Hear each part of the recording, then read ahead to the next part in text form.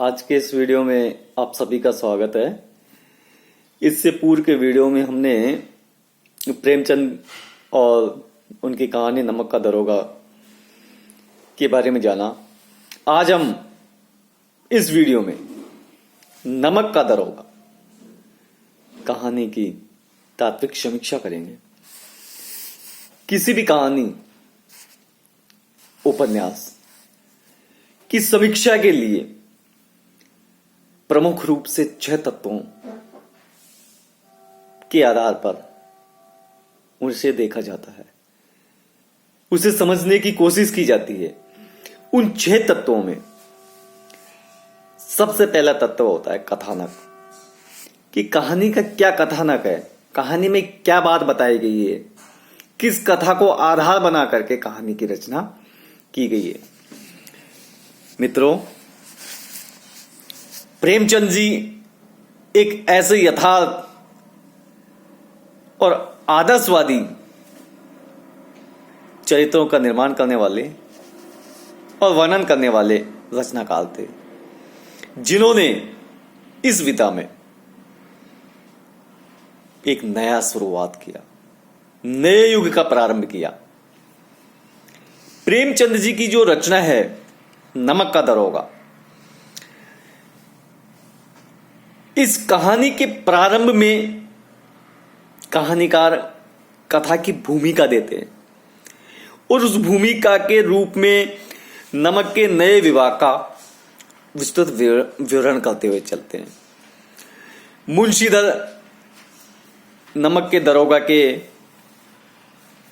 पद पर नियुक्त किए जाते हैं। अब जब वो नमक के दरोगा के पद पर आसीन होते हैं, या ऐसा कहा जा सकता है उनकी नियुक्ति होती है, उनके पिताजी किस प्रकार उन्हें उपदेश देते हैं और जीवन में आगे किस प्रकार चलना है, ये बात उन्हें समझाते हैं। ये तो कहानी के एक भूमिका हो गई, एक पृष्ठभूमि हो गई। आगे चलकर कहानी की मुख्य घटना प्रस्तुत होती है। मुख्य घटना क्या होती है कि बंसीधर जी अपनी ड्यूटी पर तैनात है, रात्रि का समय है और नदी पार करके कुछ गाड़ियां जा रही हैं। उन्हें शंका होती है, संदेह होता है और इस शंका के आधार पर बंसीधर जी वहां पहुंचते हैं। तो उन्हें पता चलता है कि पंडित आलोपीदीन अपनी गाड़ियों में नमक ले जा रहे थे। बंसीधर जी उन्हें पकड़ लेते हैं और किस प्रकार से आलोपीदीन उन्हें प्रलोभन देते हैं, रिश्वत देने की कोशिश करते हैं। 40,000 रुपए तक की रिश्वत देकर गाड़ी छुड़ाना चाहते हैं, लेकिन बंसीधर अपनी कर्तव्यनिष्ठा, अपनी ईमानदारी के आगे तनिक भी डिगते नहीं है। सेठ आलोपीदीन को लक्ष्मी पर बड़ा घमंड था और इस लक्ष्मी के बल पर वो सबको अपना बना लेते थे, परंतु बंसीधर ने उन्हें गिरफ्तार कर लिया। आज उनकी वो लक्ष्मी बंसीधर की कर्तव्यनिष्ठा और ईमानदारी के सामने परास्त हो गई। आलोपीदीन पर मुकदमा चलता है। इसके बाद कथानक की विस्तृत व्याख्या का रूप चलता है और वस्तु स्थिति की सुंदर और विस्तृत व्याख्या होती है। फिर उसके बाद घात प्रतिघात का सुंदर चित्रण दिखाया जाता है। किस प्रकार आलोपीदीन के खिलाफ मुकदमा चलता है, कचहरी में जो प्रमाण दिए जाते हैं, जो साक्ष्य दिए जाते हैं, पंडित आलोपीदीन अपनी पैसों के बल पर, अपनी लक्ष्मी के बल पर, अपनी संपत्ति के बल पर सब प्रमाण निर्मूल और झूठे सिद्ध करवा लेता है। बंसीधर को दरोगा पद से हटा दिया जाता है। यहां लेखक ने धर्म पर धन की विजय दिखाई है, क्योंकि धर्म पर बंसीधर था और धन आलोपीदीन के पास था। आलोपीदीन ने अपने धन के आधार पर सभी साक्ष्य, सभी प्रमाणों को झूठा साबित करवा दिया। और विजय प्राप्त कर लेते हैं। यहीं आकर धन की धर्म पर विजय दिखाई है। इसके पश्चात कथानक चरम की ओर जाता है, चरम बिंदु पर पहुंच जाता है, जहां पंडित आलोपदीन बंसीधर के घर पहुंचते हैं और वहां जाकर के बंसीधर की कर्तव्य निष्ठा, ईमानदारी की भूरी भूरी प्रशंसा करते हैं और उन्हें 6,000 रुपए वार्षिक के वेतन तथा दैनिक जीवन के अलग खर्चे, सवारी के लिए घोड़े, रहने के लिए बंगला तथा नौकर चाकर मुफ्त में देने का प्रस्ताव रखते हैं। ये कहानी का चरम बिंदु है, ये कहानी का चरम निष्कर्ष है। अंत में पुनः धन पर धर्म की विजय दिखाते हैं। कर्तव्य निष्ठा और ईमानदारी को पुरस्कृत दिखाकर कहानीकार ने यही कहा है कि असत पर हमेशा सत्य की विजय होती है। अर्थात उन्होंने असत पर सत्य की विजय दिखाई है और यहीं पर कहानी समाप्त हो जाती है। यही कहानी का संक्षिप्त कथानक है। कथानक के बाद दूसरा बिंदु आता है चरित्र चित्रण। कहानी हो या उपन्यास हो या फिर नाटक हो या एकांकी हो, ये जो गद्य की प्रमुख विधाएं हैं, इनमें चरित्रों का महत्वपूर्ण स्थान होता है, क्योंकि कथा को आधार, कथा को गति, कथा को विकास की ओर चरित्र ही ले जाते हैं। चरित्रों के द्वारा किए गए क्रियाकलाप, उनके द्वारा किए गए संवाद, उनके द्वारा की गई बातचीत ही कथा को विकास देते हैं, कथा को गति देते हैं, कथा को लक्ष्य की ओर ले जाते हैं। नमक का दरोगा जो कहानी है, वैसे तो इसमें अनेक पात्र हैं, लेकिन प्रमुख रूप से बंसीधर, आलोपदीन, उनके पिता ही केंद्र में मुख्य हैं। जो इस बंसीधर जी हैं, इन सब में प्रमुख है, क्योंकि यही कथा के नायक हैं और इनके आचरण, इनकी सत्यवादी प्रवृत्ति, इनकी कर्तव्य निष्ठा, इनकी ईमानदारी जैसे सद्गुणों से सभी अफसर हैं, सभी अधिकारी हैं, इनसे प्रभावित होते हैं। इनसे प्रभावित होकर के इन पर मुग्ध रहते हैं। इनका धैर्य ही मित्र है, बुद्धि ही इनके साथी है। जब लोग अपने ईमान को यूं ही बेच रहे थे, रिश्वत को प्राथमिकता दे रहे थे, भ्रष्ट हो रहे थे, ऐसे समय में पंडित आलोपदीन से उन्होंने साफ साफ कहा, हम उन नमक हरामों से नहीं हैं जो कोड़ियों पर अपना ईमान बेचते फिरते हैं। इतना ही नहीं, 20,000 रुपए रिश्वत देने पर भी वो टस से मस नहीं होते हैं। ये उनकी कर्तव्य निष्ठा है, ये पंडित बंसीधर की ईमानदारी है। मुंशी बंसीधर की, सॉरी, पंडित ने मुंशी बंसीधर की ईमानदारी है, सत्यवादी प्रवृत्ति है। और धन के बल पर नाचने वाले आलोपदीन को वो गिरफ्तार कर लेते हैं। आलोपदीन पैसे के बल पर कचहरी से साहब बरी हो जाते हैं और बंसीधर को नौकरी से निकाल दिया जाता है। इस कार्य के लिए उन्हें हर जगह समाज में घर बार व्यंग्य उपेक्षाओं का शिकार होना पड़ता है, लेकिन वो तनिक भी विचलित नहीं होते, तनिक भी डिगते नहीं है और अपनी कर्तव्य परायणता के लिए वो दंड भी हंसते हुए सहज स्वीकार कर लेते हैं। उन्हें किसी से किसी भी बात की कोई शिकायत नहीं है। ये उनकी ईमानदारी का एक प्रकट उदाहरण है। इस तरह से प्रेमचंद जी ने असत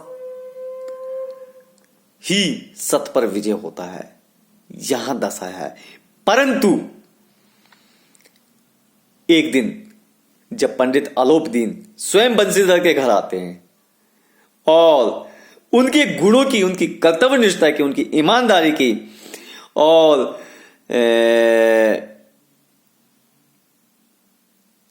उनकी इन सभी गुणों के साथ भूरी भूरी प्रशंसा करते हैं और 6,000 रुपये वार्षिक वेतन तथा दैनिक खर्चा अलग से, घुड़सवारी, बंगला, नौकर चाकर सब मुफ्त में देने का प्रस्ताव रखते हैं। तो बंशीधर जी अंत में स्वीकार कर लेते हैं। यहां कवि लेखक ने, प्रेमचंद जी ने असत पर सत्य की विजय दिखा करके कहानी का समापन किया। अंत में इस प्रकार ये कह सकते हैं कि प्रेमचंद जी ने असत चरित्र पर सत चरित्र की विजय दिखाई है। समीक्षा का तीसरा बिंदु आता है संवाद या कथोपकथन। बिना संवादों के, बिना बातचीत के, बिना वार्तालाप के, बिना कथोपकथन के रचना विकास नहीं कर सकती, गति प्राप्त नहीं कर सकती, अपने उद्देश्य की ओर नहीं पहुंच सकती है। इसीलिए प्रेमचंद ने अपनी कहानी में कथोपकथन, संवादों का निर्माण किया, जिनके माध्यम से कथा अपने लक्ष्य की ओर अग्रसर होती है। कथा को एक सूत्रता बनती है। कथा को आगे बढ़ाने में और कुशलतापूर्ण संपादित करने के लिए कथोपकथन की आवश्यकता होती है। यह बिल्कुल सत्य है, यह पूर्णतः सत्य है, निर्विवाद सत्य है कि प्रेमचंद जी मनोविज्ञान के पार की थे। इसी कारण वो जानते थे कि किस परिस्थिति, कौन सा पात्र उचित होगा। सोच विचार कर उस पात्र के द्वारा संवाद करवाते थे। उनके तरह तरह के भाव, विचार अभिव्यक्त करते थे। नमक का दरोगा कहानी का मूल्यांकन करते तो हम देखते हैं कि इसमें संक्षिप्त भी संवाद है, उद्देश्यपरक भी हैं और चरित्रों का उद्घाटन करने वाले भी हैं। अगर हम संक्षिप्त संवादों की चर्चा करें तो ले सकते हो, असंभव बात है 30,000 पर भी, क्या 40,000 पर भी नहीं। बदलू सिंह, उस आदमी को अभी हिरासत में ले लो। अब मैं एक शब्द भी नहीं सुनना चाहता। देखिए, पंडित अलोपदीन और बंशीधर का संवाद छोटे छोटे संक्षिप्त है। इसी प्रकार अगर चरित्र उद्घाटन संवाद की दृष्टि से देखते हैं तो पंडित अलोपदीन और बंशीधर के बीच जो वार्तालाप हुआ वो एक दूसरे के चरित्रों को उद्घाटित करने वाले संवाद है, जो उनके चरित्रों की यथार्थ स्थिति को हमारे सामने ला देते हैं। देखिए, पंडित अलोपदीन के परिवर्तित व्यक्तित्व को किस प्रकार सामने लाते हैं। मुंशी बंशीधर ने उस कागज को पढ़ा तो कृतज्ञता से आंखों में आंसू भर आए। पंडित अलोपदीन ने उनको अपनी सारी जायदाद का स्थायी मैनेजर नियुक्त किया था। 6,000 वार्षिक वेतन के अतिरिक्त रोजाना खर्च अलग, सवारी के लिए घोड़े, रहने को बंगला, नौकर चाकर मुफ्त। कंपित स्वर में बोले, पंडित जी, मुझ में इतनी सामर्थ्य नहीं कि आपकी उदारता की प्रशंसा कर सकूं, किंतु ऐसे उच्च पद के योग्य नहीं हूं। देखिए, ये बंशीधर का कथन है। अलोपदीन क्या बोलते हैं? हंसते हुए बोले, मुझे इस समय एक अयोग्य मनुष्य की ही जरूरत है। बंशीधर ने गंभीर भाव से कहा, यो मैं आपका दास हूं। आप जैसे कीर्तिवान सज्जन पुरुष की सेवा करना मेरे लिए सौभाग्य की बात है, किंतु मुझ में विद्या है न बुद्धि है, न वह स्वभाव जो इन त्रुटियों की पूर्ति कर देता है। ऐसे महान कार्यों के लिए एक बड़े मर्मज्ञ, अनुभवी मनुष्य की जरूरत है। अलोपदीन ने कलमदान से कलम निकाली और बंशीधर के हाथ में देकर बोले, न मुझे विद्युता की चाह है, न अनुभव की, न मर्मज्ञ की, न कार्य कुशलता की। इन गुणों के महत्व का परिचय खूब पा चुका हूं। अब सौभाग्य और सुअवसर ने मुझे वह मोती दे दिया है जिसके सामने योग्यता और विद्वता की चमक फीकी पड़ जाती है। ये कलम लीजिए, अधिक सोच विचार न कीजिए, दस्तखत कीजिए। परमात्मा से यही प्रार्थना है कि आपको सदैव वही नदी के किनारे वाला बेमुरोवत उद्दंड कठोर परंतु धर्मनिष्ठ दरोगा बनाए रखे। देखिए, बंशीधर और पंडित अलोपदीन के इन संवादों में पंडित जी का परिवर्तित व्यक्तित्व हमारे सामने आता है। यही तो प्रेमचंद की विशेषता है। उन्होंने ऐसे चरित्रोद्घाटक और उद्देश्यपरक संवादों का सृजन किया है, रचना की है। अगले वीडियो में हम देशकाल, वातावरण, भाषा शैली और उद्देश्य को देखेंगे। तब तक के लिए धन्यवाद।